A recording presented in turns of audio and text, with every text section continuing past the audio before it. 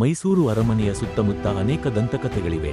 ಆದರೆ ಸುವರ್ಣ ಸಿಂಹಾಸನದ ಶಾಪ, ಇದು ಸಾಮಾನ್ಯ ಜನರು ಮಾತ್ರವಲ್ಲ, ರಾಜಕುಲದವರಿಗೂ ಭಯ ಹುಟ್ಟಿಸುವ ಒಂದು ರಹಸ್ಯ.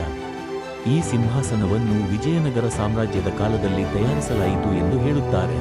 ಅದನ್ನು ಧರ್ಮಯುತ ರಾಜನಿಗಷ್ಟೇ ಆನಂದಿಸಲು ಸಾಧ್ಯ. ಆದರೆ ಯಾರಾದರೂ ಅಹಂಕಾರದೊಂದಿಗೆ ಅಥವಾ ಕಪಟದಿಂದ ಆ ಸಿಂಹಾಸನದಲ್ಲಿ ಕುಳಿತುಕೊಳ್ಳುವರಾದರೆ ಅವರ ಜೀವವನ್ನೇ ಕಳೆದುಕೊಳ್ಳುತ್ತಾರೆ ಎಂಬ ನಂಬಿಕೆ. 18ನೇ ಶತಮಾನದ ಕೊನೆಯಲ್ಲಿ ಮೈಸೂರು ತೀವ್ರ ಗೊಂದಲದಲ್ಲಿ ಇತ್ತು.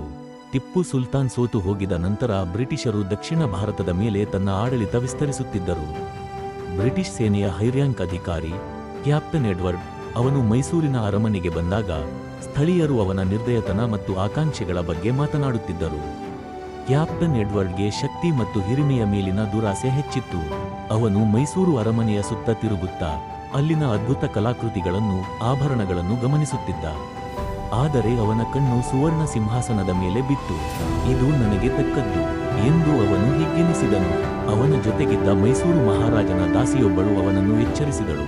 ಸ್ವಾಮಿ, ಈ ಸಿಂಹಾಸನದ ಮೇಲೆ ಕುಳಿತರೆ ಆತನಿಗೆ ಮರಣಶಾಪ. ಅಷ್ಟು ದೊಡ್ಡ ಅಪಾಯವನ್ನು ಹೊತ್ತೊಯ್ಯಬೇಡಿ. ಆದರೆ ಎಡ್ವರ್ಡ್ ಅವಳ ಮಾತುಗಳ ಕಡೆಗಣಿಸಿ ಕೇವಲ ನಗುತ್ತಾ ಮುಂದೆ ಸಾಗಿದನು. ಸಂಜೆ ಪದ್ಯದಂತೆ ಸುಂದರವಾಗಿತ್ತು.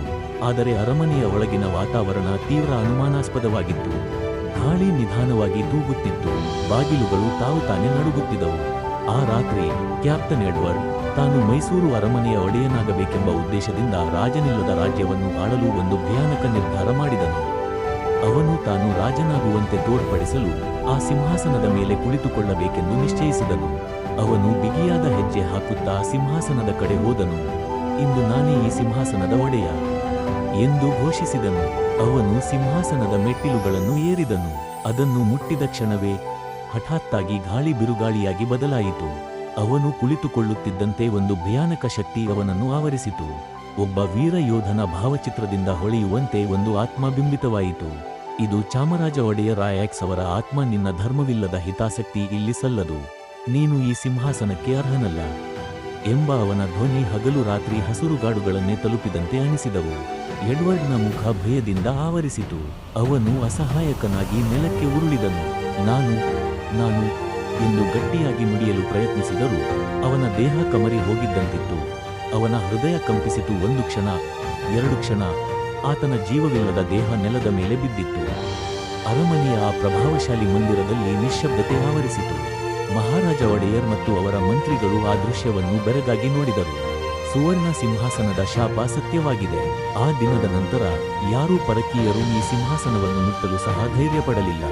ಇಂದು ಮೈಸೂರಿನ ಅರಮನೆಗೆ ಭೇಟಿ ನೀಡುವ ಪ್ರತಿಯೊಬ್ಬನೂ ಈ ದಂತಕಥೆಯ ಬಗ್ಗೆ ಕೇಳುತ್ತಾರೆ. ಈ ಸಿಂಹಾಸನವನ್ನು ದಸರಾ ಉತ್ಸವದ ಸಮಯದಲ್ಲಿ ಮಾತ್ರ ಕಾಣಬಹುದು. ಅದು ತಾಂಬೂಲ ಪೂಜೆಯ ಬಳಿಕ ರಾಜಕುಲದ ರಾಯ್ಫಲ್ ಒಡೆಯರಿಗಾಗಿ ಅಲಂಕರಿಸಲಾಗುತ್ತದೆ. ಆ ಸಿಂಹಾಸನದಲ್ಲಿ ಕುಳಿತುಕೊಳ್ಳಲು ಮಾತ್ರವಲ್ಲ, ಅದನ್ನು ಮುಟ್ಟಲು ಸಹ ಧೈರ್ಯವಿಲ್ಲ.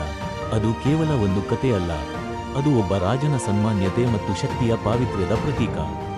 ಅಧಿಕಾರವೆಂದರೆ ಕೊಡುಗೆ. ಅದು ಯಾರಿಗಾದರೂ ದಂಡನೆಯ ಗುರಿಯೂ ಆಗಬಹುದು. ಆದ್ದರಿಂದ ನೀತಿವಂತ ರಾಜನೇ ಇದರ ಹಕ್ಕುದಾರನಾಗಬಹುದು.